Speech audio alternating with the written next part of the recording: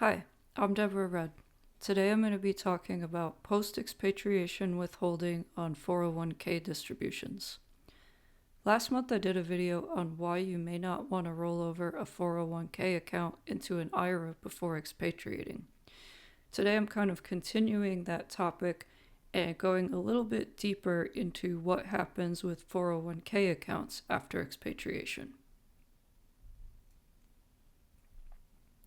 This topic is relevant only to people who are expatriates of the United States.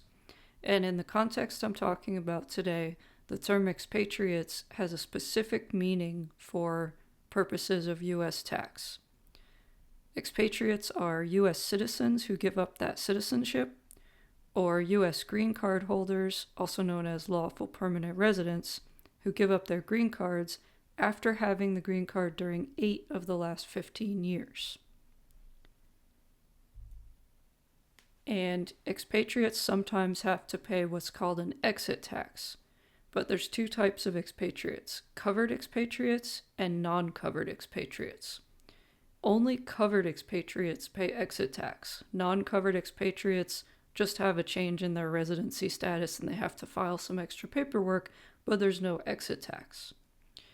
And you're a covered expatriate if you give up your green card as a long-term resident or you give up your U.S. citizenship and your net worth is over $2 million at the time that you do that, or your average tax liability over the 5 years before you expatriate is $206,000 or more. That's the number for 2025 expatriates. It's indexed for inflation each year. Or if you didn't file tax returns or pay taxes for the 5 years before your expatriation year. So if any one of those three things is true, net worth, tax liability, or this third one we call the certification test, then you're a covered expatriate and you're paying exit tax. There's different types of exit tax that might apply. For most assets, it's just a pretend sale of the asset and you pay tax on any gains. But retirement accounts, because they have special tax rules, they have special exit tax rules. So there's two different main categories that retirement accounts are going to fall into. They're either deferred compensation or they're specified tax deferred accounts. First category, deferred compensation, is going to include things like 401k, 403b, SEP, simple plans, etc. And this category can be split into two subcategories. All your deferred compensation is going to be either eligible or ineligible.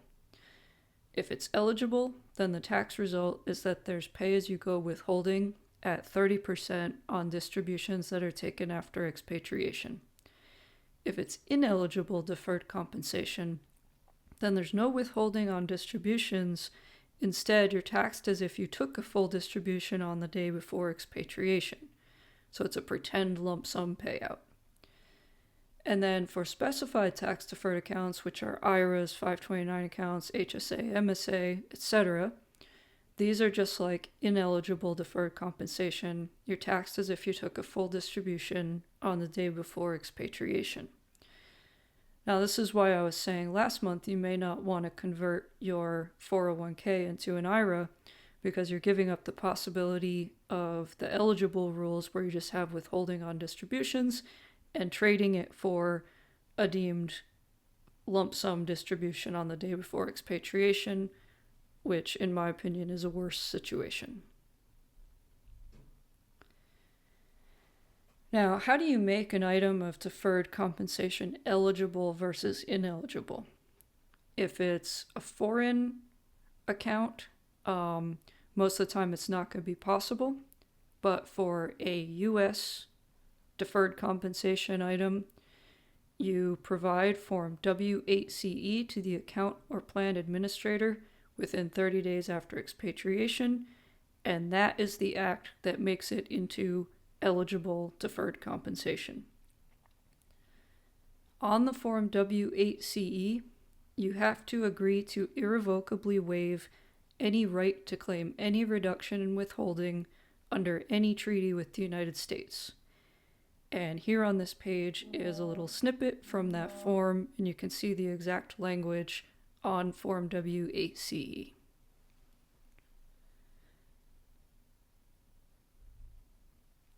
So you have eligible deferred compensation, you take a distribution, the account administrator is going to withhold 30% of every distribution and pay it to the IRS, and you're not allowed to use a tax treaty to reduce the withholding. So now what? First, let's take a look at the law. Under Section 877, Cap A, D6, these are the special rules for eligible deferred compensation. We have the application of the withholding rules, application of tax, coordination with other withholding requirements. Now notice that they have separate rules for withholding and for the computation of tax. First, let's look at the withholding rules. It says that these are similar to the rules of Subchapter B of Chapter 3. Now, they don't actually lay out what they want the rules to be specifically, so I assume, and all the paperwork and other things I've read support this, that they just mean that there's going to be withholding at 30%, because that Chapter 3, Subchapter B of Chapter 3 is the section that requires deduction and withholding of tax on FDAP payments to foreign persons, and that withholding is 30%. Separately, we have to look at the application of tax. Eligible deferred compensation items that are subject to withholding here are subject to tax under Section 871. And typically when someone says, oh, this is taxed under 871, what they mean is FDAP income. That means a flat 30% tax. Well, that's true. That's covered in Section 871A, but 871B imposes tax at graduated rates on effectively connected income. So the question here is, when you take a distribution of eligible deferred compensation, is it FDAP income or effectively connected? How is it taxed? And the IRS has actually given conflicting information on what to do, so I would like to talk about this more in a future video. For now, just assume that this income is taxable, you report it somewhere on the tax return, and you compute tax on it. So what about treaty benefits?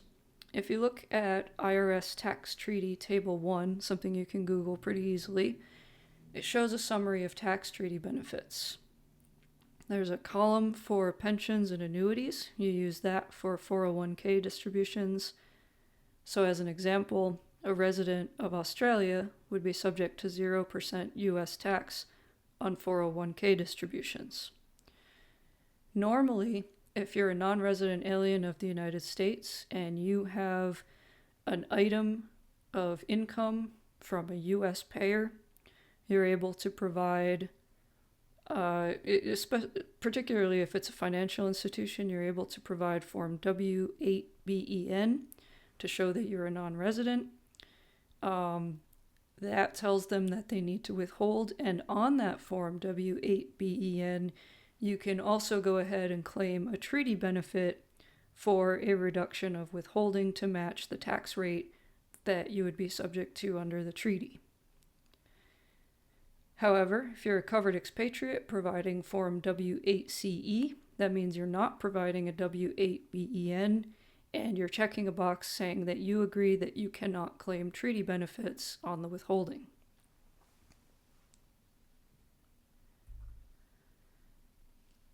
So here's the key. You have a waiver of treaty benefits on withholding, not on the tax. And here's the specific language from the W8CE. It says, checking this box notifies the payer that you are irrevocably waiving any right to claim any reduction in withholding for such eligible deferred compensation item under any treaty with the United States. There is nothing in this language that says you give up your rights to use a treaty to compute your tax. So treaties still apply to tax computation. So here's what you do to get treaty rates on your tax returns. You provide your W8CE to the account administrator just after you expatriate. You take a distribution at some point after that from your 401k. Your account administrator will take 30% of the payment and give it to the IRS. Then you file a U.S. tax return for the year of the distribution, claiming a refund of the withholding, and you have to include Form 8833 to claim the treaty benefit on the income. Now, of course, this only applies to people who are eligible to claim treaty benefits. You might live in a country that doesn't have a treaty, like Singapore. And if you don't qualify to use a treaty, then you're taxed in the US on the distributions. There may be a double tax problem, but maybe you can get a foreign tax credit in your country of residence, or maybe a US 401k distribution is not taxed there. This is something that you should plan ahead for if this is going to be your situation.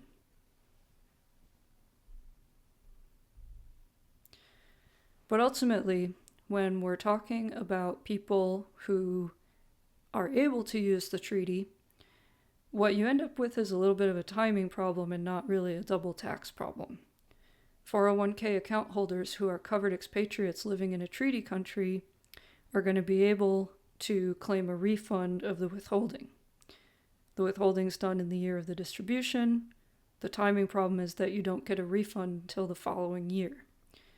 It might be taxed in your country of residence, and it might be taxed before you get the U.S. refund. So maybe you have a timing problem. It might feel like double tax up front, but ultimately this should be worked out when you get your refund by filing your U.S. tax return.